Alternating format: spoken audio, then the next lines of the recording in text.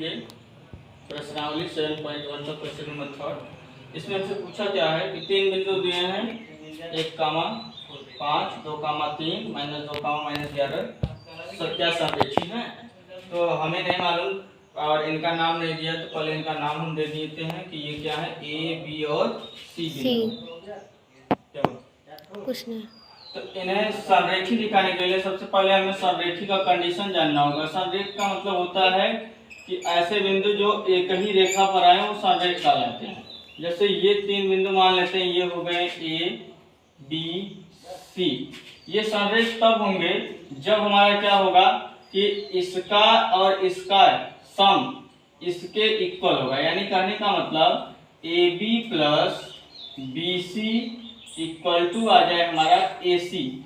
तब हम कहेंगे कि ये जो हमारे तीनों बिंदु हैं वो क्या है, संरेखी हैं। तो इसके लिए हम क्या करेंगे, ए बी सी तीनों की वैल्यू हमको मालूम, बिंदु इनके निर्देशांक मालूम है, तो हम इनके डिस्टेंस निकाल सकते हैं इससे डिस्टेंस फार्मूला से।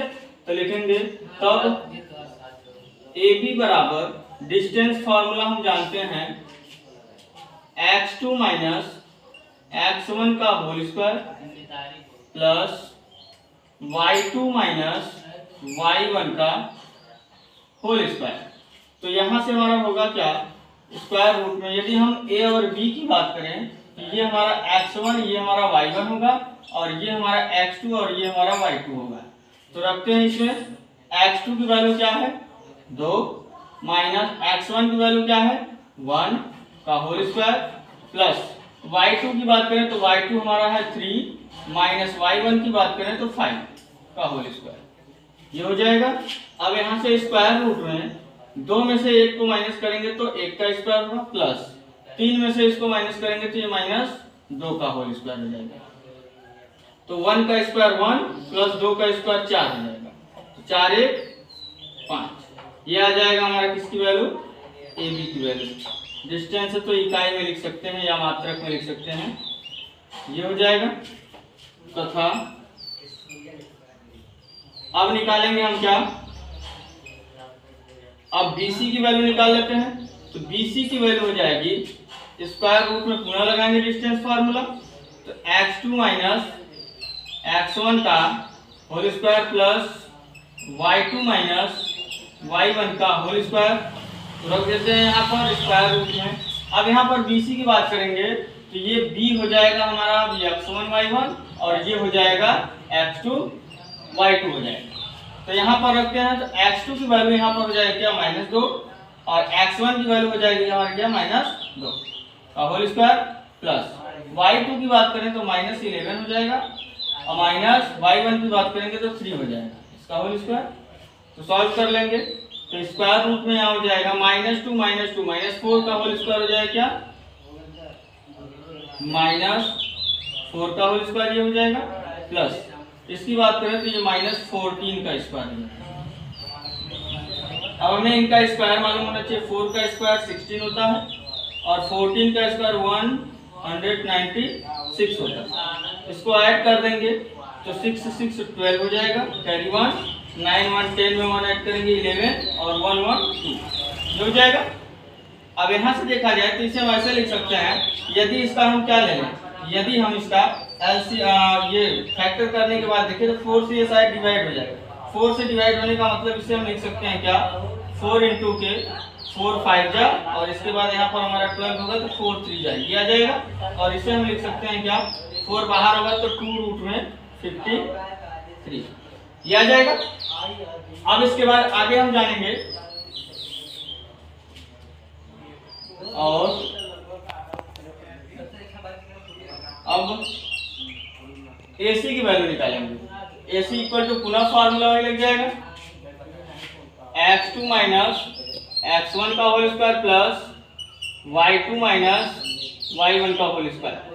तो यहाँ पर होगा हमारा क्या, x2 की बात करेंगे AC के लिए तो AC के लिए ये x1 y1 होगा और ये हमारा x2 y2 होगा। तो x2 की वैल्यू देखा जाए तो यहाँ पर क्या है -2 और माइनस x1 की बात करेंगे तो 1 का होल स्क्वायर प्लस y2 की बात करेंगे तो -11 और y1 की बात करेंगे तो -5 का। तो ये स्क्वायर रूट में आ जाएगा हमारा क्या, -2 -1 -3 का होल स्क्वायर प्लस, और यहाँ से हमारा क्या हो जाएगा ये -16 का होल स्क्वायर। तो -3 का स्क्वायर 9 और 16 का स्क्वायर 259। तो यहाँ से हो जाएगा क्या 256 होगा। इसमें ऐड कर देंगे तो ये आ जाएगा हमारा क्या 6 में 9 ऐड हो जाएगा, और 516 200 क्या हो जाएगा 65। ये इतना इकाई, या इसको भी हम रहने देते हैं ऐसे ही, यही रहने देंगे तो कोई दिक्कत नहीं है।